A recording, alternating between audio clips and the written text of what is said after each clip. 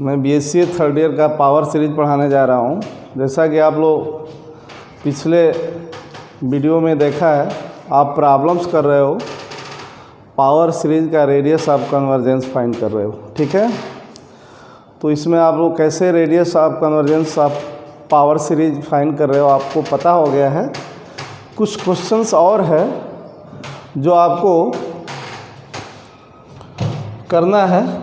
मैं कुछ क्वेश्चंस लिखा है, कुछ किया है, कुछ आप लोग कर लीजिएगा।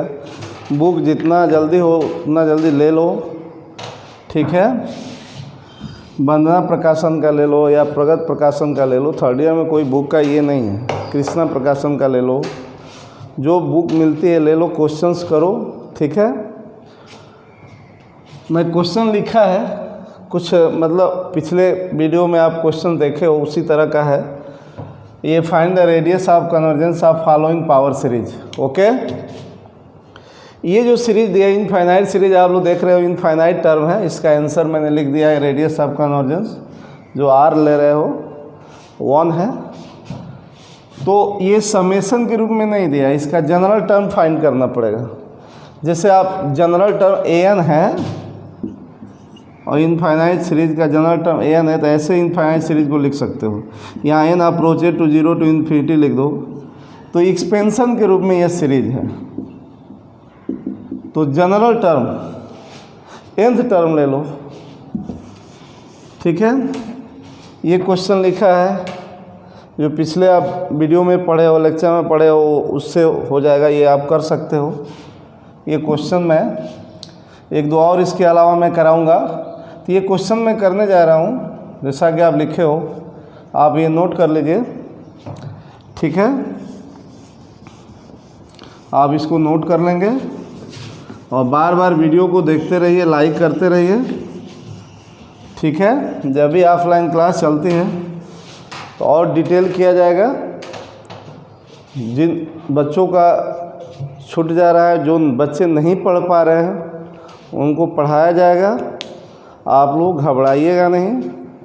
जो भी यूनिवर्सिटी की और सरकार की गाइडलाइन आती है उसके अनुसार आपको ज़रूर पढ़ाया जाएगा। कोई भी प्रॉब्लम होगी मैं आपके साथ रहूँगा, आप लोग घबराइएगा नहीं, ठीक है। ये मैं लिखा हूँ, ये गिवन सीरीज आप नोट कर लोगे। इसका रेडियस ऑफ कन्वर्जेंस निकालने का मतलब किस सर्कल के अंतर्गत उस सर्कल का रेडियस निकालना है जिसके अंतर्गत यह पावर सीरीज कन्वर्जेंट है और उसके आउटसाइड डाइवर्जेंट है। ये आप निकाल रहे हो। किसी पावर सीरीज का रेडियस ऑफ कन्वर्जेंस निकाल रहे हो, इट मीन्स आप उस सर्कल का रेडियस निकाल रहे हो जिसके अंतर्गत यह पावर सीरीज कन्वर्जेंट है और उसके बाहर डाइवर्जेंट है। तो given power series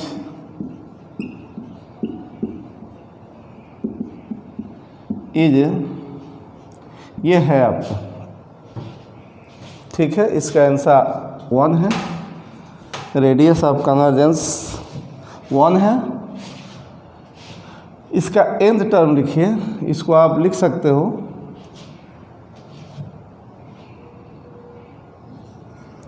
late summation z to the power n। तो क्या होगा इसका nth टर्म, आप लोग ध्यान दीजिएगा। इसको कैसे nth टर्म लेते हैं, आप थर्ड ईयर के स्टूडेंट हो, आप समझ सकते हो। एक चीज़ और बता दें, एक इनफाइनाइट सीरीज का नेचर इनवेरिएंट रहता है। यदि उसके कुछ टर्म को, सम टर्म्स को रिमूव कर दिया जाए, फाइनाइट नंबर ऑफ टर्म को रिमूव कर दिया जाए या सेलेक्ट कर दिया जाए, नेचर पर इफेक्ट नहीं पड़ेगा। नेचर समझ रहे हैं ना।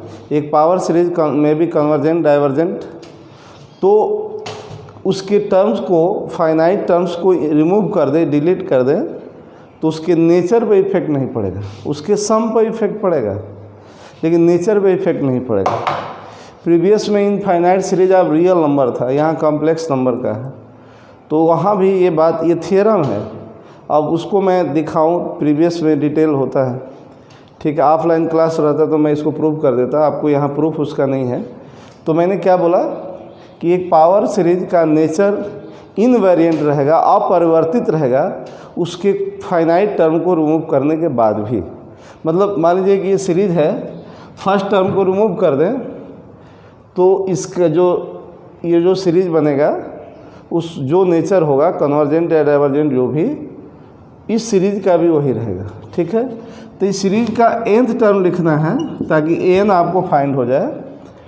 तो आप इसको रिमूव करिए, ये सीरीज को मैच नहीं कर रहा है सीरीज से। तो ये फर्स्ट टर्म में देखिए, ध्यान दीजिए, a है, पहले a को पढ़िए। दूसरे टर्म में a इंटू ए प्लस 1 है, आपको पता है थर्ड टर्म में आना चाहिए a into A plus 1 a plus 2, इसी का nth टर्म लिख देना है, जनरल टर्म। तो आप प्रत्येक का ये देखिए a प्लस 1 इस तरह से, मतलब a है तो सेकेंड टर्म में a है, a प्लस 1 बढ़ गया। ठीक है, अब आप चेंज क्या हो रहा है, a प्लस 0 a प्लस 1 तक है, a प्लस 2 तक है, तो nth टर्म में भी a से लेकर के कहाँ तक होगा ये आप समझिए ज़रा, ध्यान दीजिए। पहले टर्म में क्या है, a प्लस 0 तक, a से लेकर के। सेकेंड टर्म में a से लेकर a प्लस 1 तक, ये आपका। थर्ड टर्म में a से लेकर a प्लस 2 तक। पहले टर्म में 0 1 2 ऐसे, ये इस सीरीज का कहाँ तक होगा ये मैं यहाँ बताने जा रहा हूँ। इसका आप बता सकते हो आज, ठीक उसी तरह से जैसे a का नेचर है, a वाला फैक्टर जैसे काम कर रहा है वैसे ही b वाला कर रहा है, वैसे ही c वाला कर रहा है। तो एक लिख लोगे तो ये b वाला जो फैक्टर है और c वाला जो फैक्टर वो भी आप लिख लोगे, एक ही जगह b रख दोगे, एक ही जगह c रख दोगे।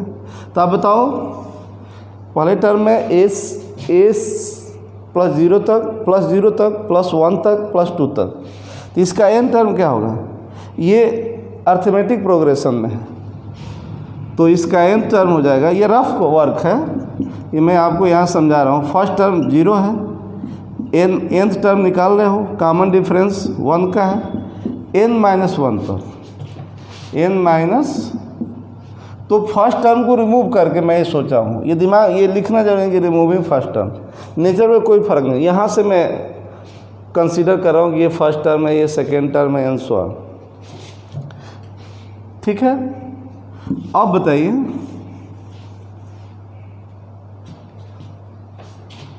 b क्या हो, ये वाला a से लेकर इतना तक nth टर्म। आप समेशन यहाँ लगा देना क्योंकि आप जनरल टर्म लिख रहे हो। ठीक है, b क्या हो, b इसी तरह से b, अब सेकेंड फर्स्ट टर्म में b है तो अगले टर्म में b छोड़ा नहीं है, एक फैक्टर बढ़ गया b प्लस 1, इस अगले टर्म में b प्लस 1 रहेगा, b प्लस 2 एक फैक्टर बढ़ जाएगा। इस तरह से nth टर्म में भी b से स्टार्ट होगा, कहाँ तक वो फैक्टर आएगा ये आप समझ सकते हो। यहाँ जगह थोड़ा सा जगह कम हो रहा है,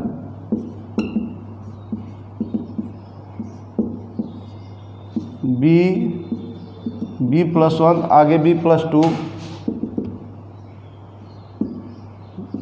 b प्लस n माइनस 1 तक दिख रहा होगा,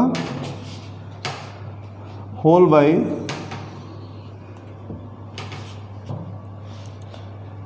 यहाँ भी आपको c, पहले ये पढ़ लीजिए, c का तो आप समझ ही रहे हो,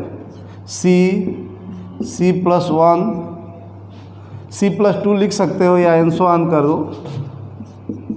a का देख लिया ना, तो वैसे ही b वाला फैक्टर, a वाला c वाला फैक्टर वैसे ही। यहाँ एक चीज़ और छूट रहा है n टर्म में, पहला टर्म में 1 है, दूसरा में 1 to 2 तक, अगला में 1 to 3 तक फैक्टर आएगा।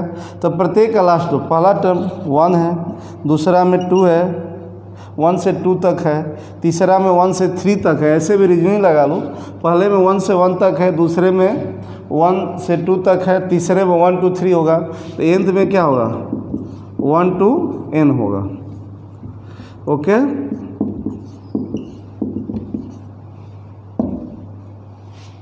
ओके, ये जनरल टर्म। एक चीज़ छूट रहा है, यहाँ z के पावर 1 है, यहाँ z टू द पावर 2 है, अगले में z टू द पावर 3 होगा, तो nth में क्या होगा, यहाँ मैं लिख रहा हूँ z⁴n होगा मल्टीप्लाई बाई, ये दिख रहा होगा आप लोगों को।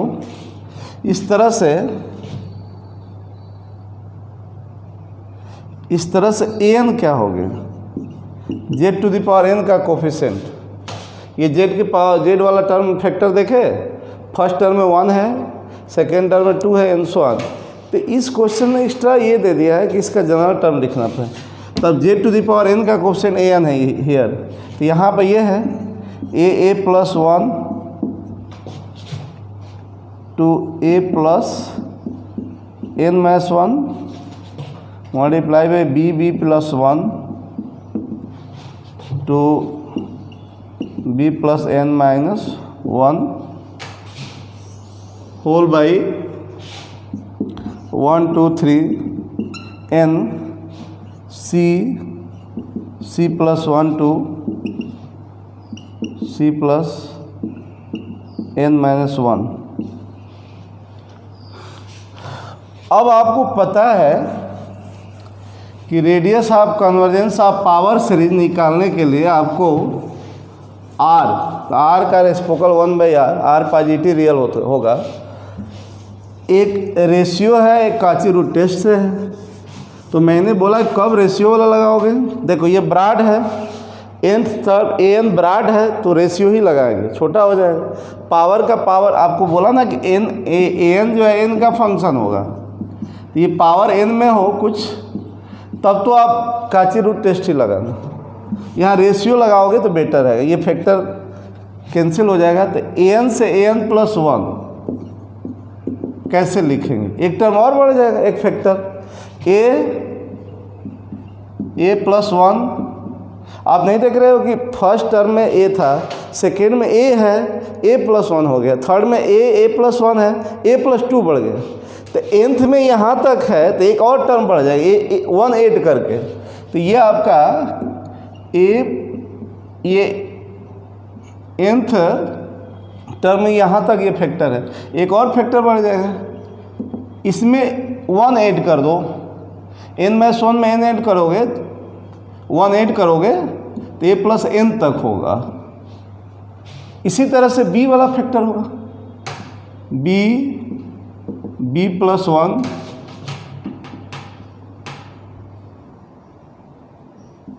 दिख रहा होगा आप लोगों को, b + n - 1 b + n, okay, whole by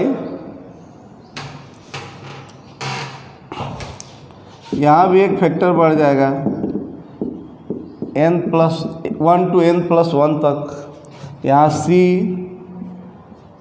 + 1 and so on c + n - 1। आप ऐसे भी लिख सकते हो,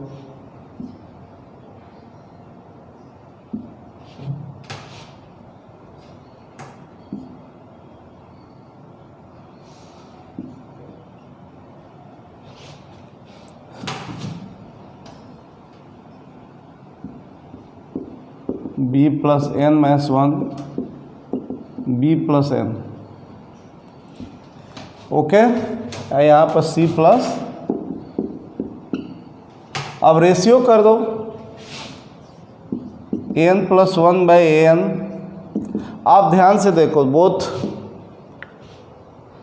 इतना बाई इतना करोगे तो देखो यहाँ से यहाँ तक फैक्टर गायब हो जा रहा है। ये क्या बनेगा, a वाला फैक्टर a + n बचेगा। उसी तरह से इतना बाई ये करोगे तो यहाँ तक कैंसिल हो जाएगा ना, ये यहाँ से यहाँ तक b + n बनेगा। ये आप देखो इतना बाई इतना, तो 1 to n है, यहाँ 1 to n ये कैंसिल हो जाएगा, ये यहाँ पर फैक्टर बचेगा, रेशियो लेंगे तुम, और ये c + n। आपको पता है इसी का इन्फिनिटी पर लिमिट लेना है, तो आप कर सकते हो। आप यहाँ लिख सकते हो the radius of convergence of given power series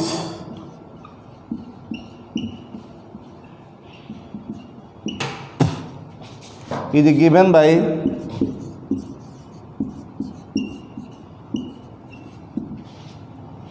one by r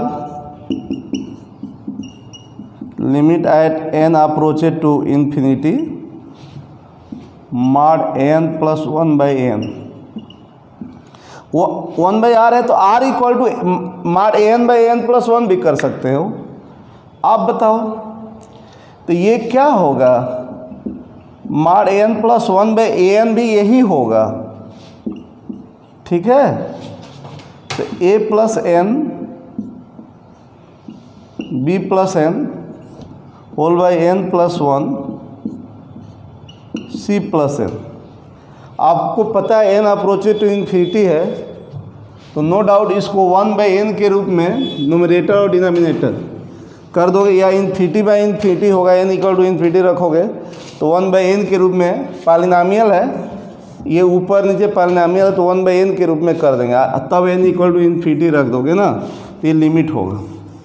देखिए किसी फंक्शन की लिमिट क्या होती है। अब लिमिट आपको मैं कई बार समझाया है, वो फंक्शन की वैल्यू नहीं होती है, वो फंक्शन जिस पर डिपेंड है वो किधर अप्रोच कर रहा है, तो फंक्शन किधर की ओर जाना चाह रहा है, किसके नज़दीक जाना चाह रहा है, तो वही आप निकाल रहे हो। किसी फंक्शन की लिमिट का मतलब किसी पॉइंट, वो फंक्शन जिस पर डिपेंड, वो पॉइंट यदि किसी रियल वैल्यू की ओर अप्रोच कर रहा है तो फंक्शन किधर अप्रोच कर रहा है वही लिमिट होती है। तो लिमिट की डिफिनीशन आप 12 से लेकर अभी तक बार बार पढ़े हो। अब ऑफलाइन क्लासेस में थोड़ा तो आपको क्या करना चाहिए, n कॉमन लोगे तो a बाई n प्लस 1, यहाँ भी कॉमन लेंगे तो b by n plus 1, n नीचे ऊपर कॉमन हो जा रहा है तो वही बात कैंसिल हो जाएगा, c बाई n प्लस 1। अब n अप्रोचेज टू इन्फिनिटी करोगे तो a by n approaches to 0, तो यहाँ 0 प्लस 1, 0 प्लस 1, n जब अप्रोच करेगा इन्फिनिटी की तरफ तो a बाई n 0 की ओर, b बाई n 0 की ओर, 1 बाई n 0 की ओर अप्रोच करेगा, c बाई n 0 की ओर अप्रोच करेगा। क्यों? इस तरह से ये 1 आ गया। तो radius of convergence 1 by r 1 है तो r भी 1 ही होगा। तो ये आपका जो क्वेश्चन था आंसर भी यही था। अब आप लिख भी सकते हो, वही बात जो लिखना है, बार बार आपको बता दिया है। ए z equal to 0, 1 radius mod z equal to 1, 1 radius के सर्कल जिसका सेंटर ओरिजिन है। ये मतलब इस सीरीज, पावर सीरीज का रीजन भी हो गया ना कि किसके अंतर्गत कन्वर्जेंट है। तो हम लिख सकते हैं 10 given power series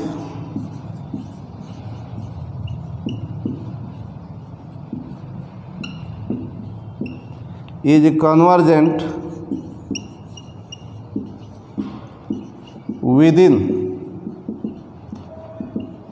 circle mod z equal to 1 and divergent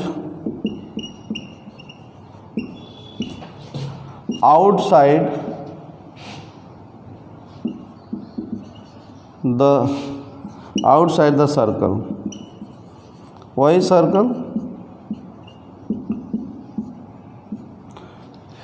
ये बार बार आप देख रहे हो, इस तरह से लिख सकते हो। तो मैं क्वेश्चंस कर रहा हूँ हर टाइप का, 2-2 1-1 कर रहा हूँ, 3-3 मैं कर रहा हूँ, आप लोग ध्यान दें, ठीक है। एक और है इसी टाइप का, सेकेंड भी मैं कर दे रहा हूँ। अब थर्ड वाला तो आप कर ही लोगे, तो मैं और भी कुछ 1-2 क्वेश्चन है मैं करा दे रहा हूँ। आपका क्वेश्चन था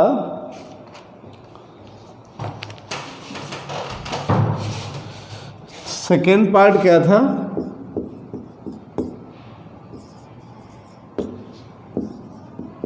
गिवन पावर सीरीज इज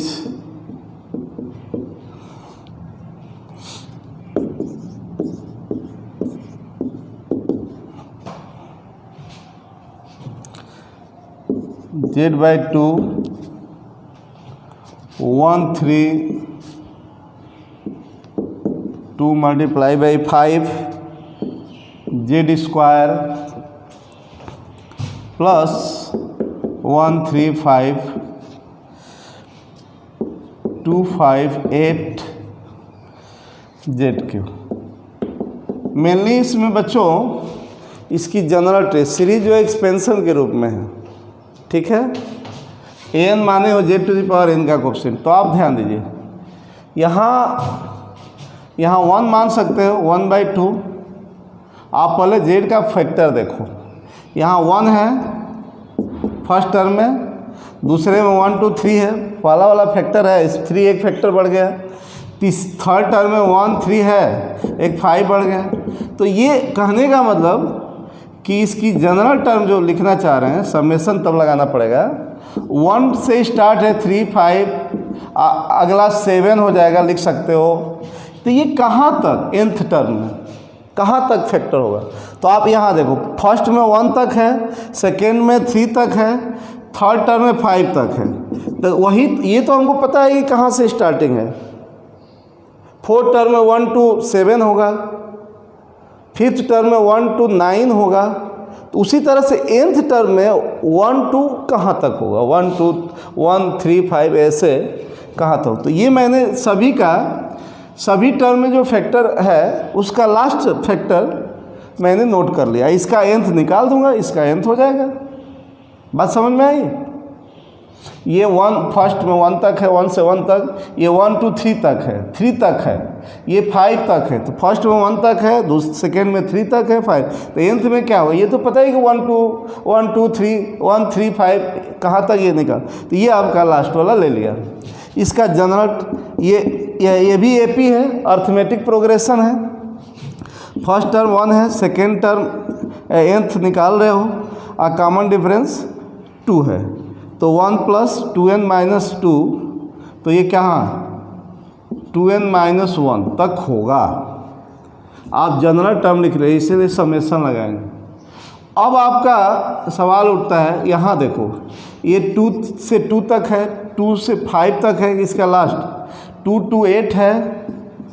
तो ये भी सब, तो यहाँ पर 2 5 8 11 कहाँ तक होगा? ये देखो, पहले में 2 लास्ट में है, सेकेंड में 5 लास्ट, ये 8 है। इसका nth टर्म Tn, ये भी एपी में है। फर्स्ट टर्म 2 है, कॉमन डिफरेंस 3 है, तो 3n - 3 + 2 3n - 1। अब आप लोग कर भी सकते हो। अब z देखो, z के पावर चेंज हो रहा है, जो चेंज हो रहा है, फर्स्ट टर्म में 1 है, सेकेंड में 2 है, थर्ड में 3 है। नो डाउट nth में n होगा। ये जनरल टर्म लिख लिया। अब आपको n पता हो जाएगा, और जब n पता होगा तो आप जो थ्योरी पढ़े हो उसके अकॉर्डिंग आप रेडियस ऑफ कन्वर्जेंस निकालो। तो नो डाउट z⁴n का कोफिशिएंट यहाँ an है, और यहाँ z⁴n का कोफिशिएंट ये है, होल बाई, ज़रूरी नहीं है इतना लिखोगे, काफ़ी है, 3n - 1। नो डाउट ये ब्रॉड है, कई फैक्टर है, तो इसको रेशियो से ही करोगे। तो an + 1 लिखोगे तो एक फैक्टर और बढ़ेगा, ये रहेगा। नहीं देख रहे, पिछला फैक्टर अगले टर्म में है, एक और फैक्टर बढ़ जा रहा है। तो 2n कैसे बढ़ रहा है आप देखो, यहाँ 1 है तो ये 1 to 3 है, 2 ऐड करके 1 में, ये 1 to 3 है, 2 ऐड करके एक फैक्टर बढ़ा, इसी में 2 ऐड करके एक फैक्टर बढ़ा दो। 2n - 1 में 2 ऐड करेंगे तो क्या होगा? 2n + 1 होगा, एक फैक्टर बढ़ेगा an + 1। जो nth वाले में है जहाँ तक फैक्टर, एक फैक्टर और बढ़ेगा, वो रहेगा पिछला वाला। 2 5 8 3n-1 तक है, एक फैक्टर और बढ़ेगा। कैसे बढ़ेगा? यहाँ 2 है, यहाँ 5 है, 3 ऐड करके 5 है तो 8 3 ऐड करके इसमें 3 ऐड कर दो। तो 3n-1 में 3 ऐड करेंगे, यहाँ 3n-1 में 3 ऐड करोगे तो 3n+2 होगा। रेशियो ले लो। लिमिट तो आपको निकालने का तरीका लगभग सबका एक ही है। रेशियो लेंगे ना, क्यों बच्चों?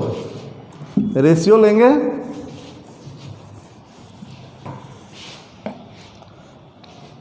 तो नाउ n+1/n, नो डाउट इतना बाई इतना करें तो यहाँ से यहाँ तक ये कैंसिल हो जा रहा है, ये कैंसिल हो जाएगा, यही तो बनेगा 2n+1/3n+2। इसका माड भी यही होगा। चलो इसका माड यहीं पे निकाल दे रहा हूँ। इसका माड भी, बिकॉज n नेचुरल है और नेचुरल ऑलवेज पॉजिटिव होता है। अब पॉजिटिव का माड पॉजिटिव होता है, वही होता है। माड x होगा यदि x पॉजिटिव हो या 0, और माड x-x होगा यदि x निगेटिव हो। ये आप जानते हो। तो नो डाउट n नेचुरल है तो नेचुरल पॉजिटिव नंबर होता है, तो ये कुल मिलाकर पॉजिटिव, तो इसका माड यही होगा। अब इसको पता है कि इसी का लिमिट n = पर फाइंड करना है, तो 1/n के रूप में हो जाए। तो n कॉमन ले लोगे,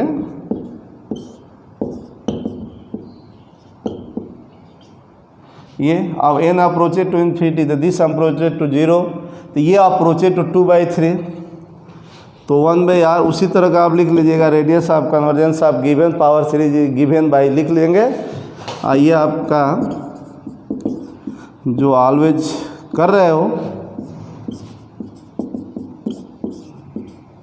क्या होगा, इसको देख करके n अप्रोचेज टू इन्फिनिटी, इसी का लिमिट करोगे ना, यहाँ लिख भी सकते हो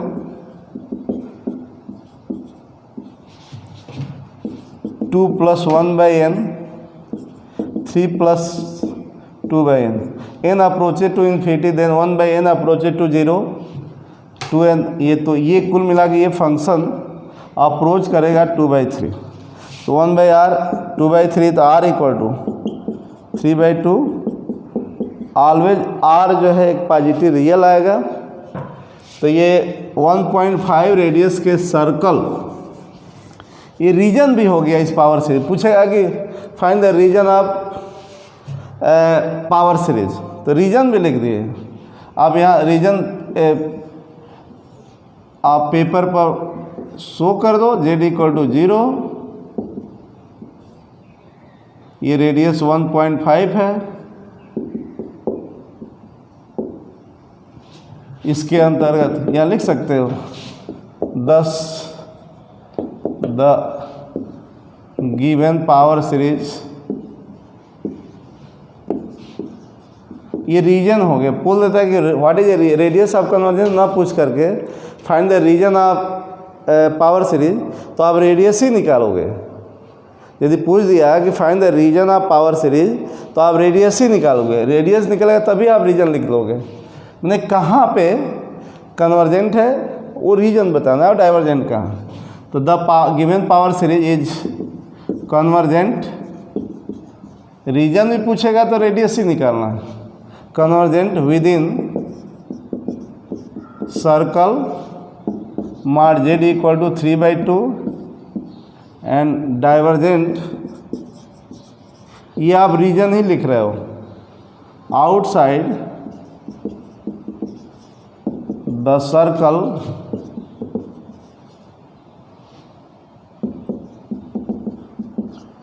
आपने रीजन लिख लिया।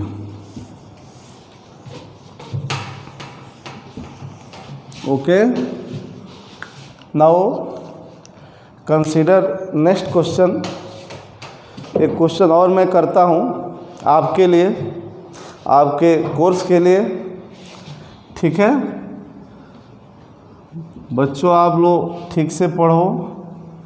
एग्ज़ाम आप लोगों का रिजल्ट देखिए कब आता है, कब लोग देते हैं, लेकिन अपना काम आप लोग करते रहो। जो आपके बस में है वो काम करते रहो, जो मेरे बस में मैं कर रहा हूँ। Now consider next question. इसमें कुछ थ्योरम है, अगले वीडियो में मैं करूँगा, तो आप लोग ध्यान देंगे।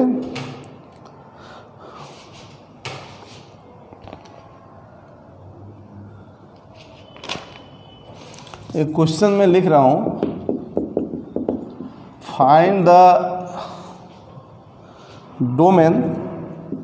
वही क्वेश्चन को तरीका दूसरा में लिख दिया, डोमेन ऑफ, थोड़ा सा हट करके है, लेकिन ये अभी बता रहा हूँ, convergence of following series, following series.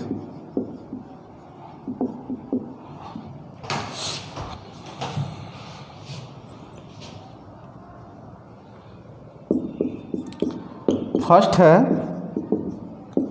1 to infinity है, I बटा जेड माइनस 1 2 प्लस आई बटा पावर n। सेकेंड है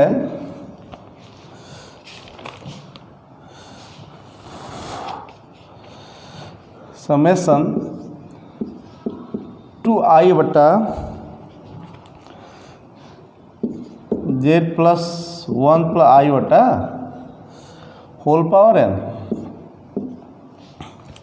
बच्चों एक चीज़ ध्यान दो, यहाँ आप देख रहे हो हर सीरीज में यहाँ समथिंग n का function z to the power n दिया था, हर सीरीज में ये दिया था।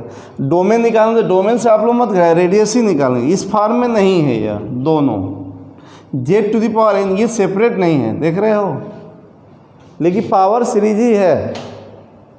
आप बात को ध्यान दीजिए, रेडियस भी निकालना होगा तो इसको थोड़ा सा अलग तरीके से करेंगे। ओके, ये यहाँ पर an आप खोजना, जैसे आप ये हमेशा an मान लेते हो, तो an निकालोगे तो रेडियस निकालोगे, रेडियस ये n है आपका।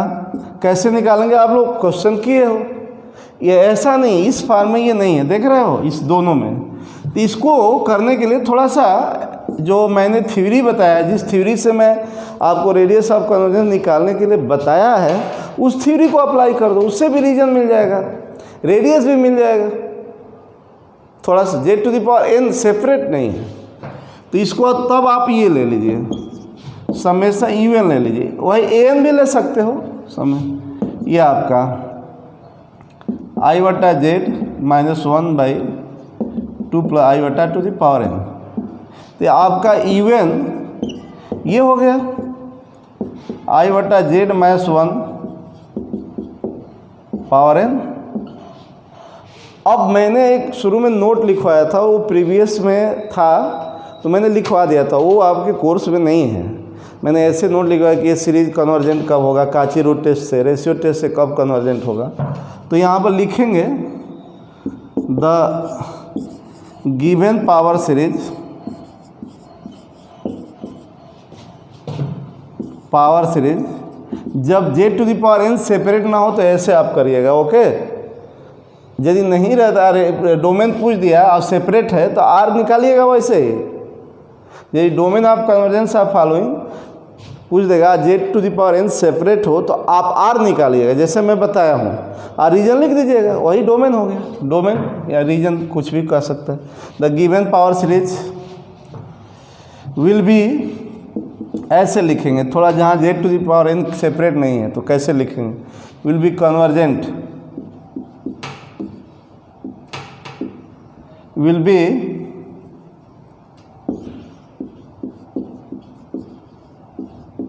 convergent if limit mod even to the power 1 by n at n approaches to infinity less 1। ये कंडीशन लगा दिया। इसी कंडीशन पर मैं r निकालने का फार्मूला डिराइव किया था।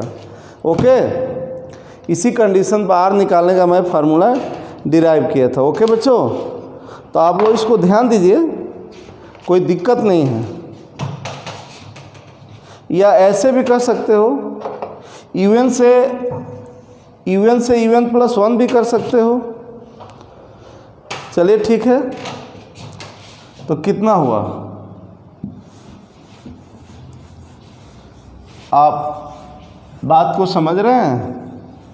तो ये कितना हुआ, UN इतना है तो 1/n ये हो जाएगा, माड यहाँ पर रहेगा,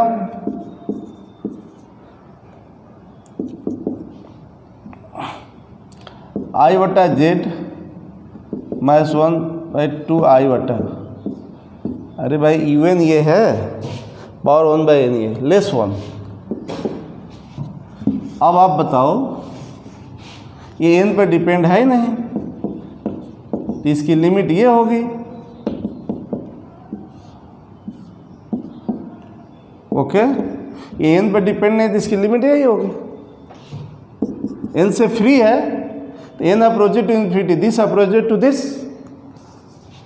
तो माड I/Z -1 लेस बाई ये कर सकते हो, ये माड है, माड अलग अलग कर सकते हो, डिवीजन है तो रीजन आपको निकालना, माड I/Z -1, इसकी माड क्या होगी, 2 + I/ की माड क्या होगी, √5 होगी ना। x + I/y की माड क्या होती है, √x² + y²। Now by this formula, ये आपका, तो आप लिख सकते हो I/ कॉमन ले लो, I/ कॉमन ले लो, तो Z -1/I/ लेस ये √5, I/ का माड 1 होगा, जैसे होता है ना, अलग अलग करोगे, माड Z1 × Z2, माड Z1 × माड Z2 होता है, ठीक है। तो यहाँ माड I/, माड Z -1/I/, -1I/², तो ये आप लोग प्लस I/, लिख सकते हो क्या, ये आपका, मैं ये हिंट दे दिया है, आप उसको फॉलो करो। तो बच्चों नो डाउट I/, का माड 1 होगी, तो माड Z + I/, आपने याद है क्या लिखा है शुरू में कि this power series will be convergent when ये।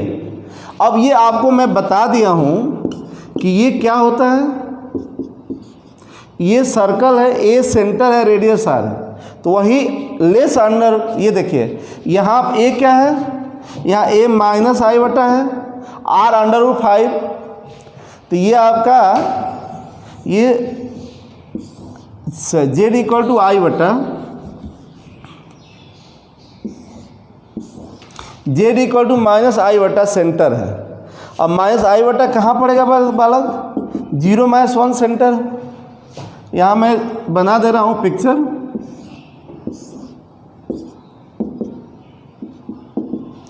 ये 0 - 1 मतलब Z = -1, रेडियस कितना, √5, √5 कहीं 2 से ग्रेटर है, ये 1 है इतना लगभग, ये आपका आएगा, ये सेंटर है, ठीक है बच्चों।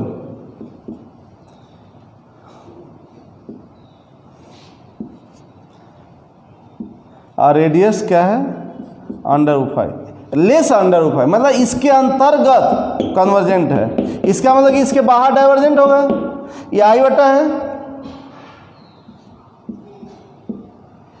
रीजन में लिख दे रहा हूं, ध्यान दीजिएगा, इसको बार बार आप देखिएगा।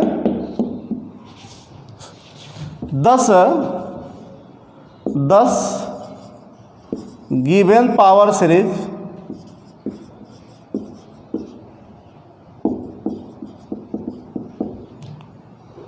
will be convergent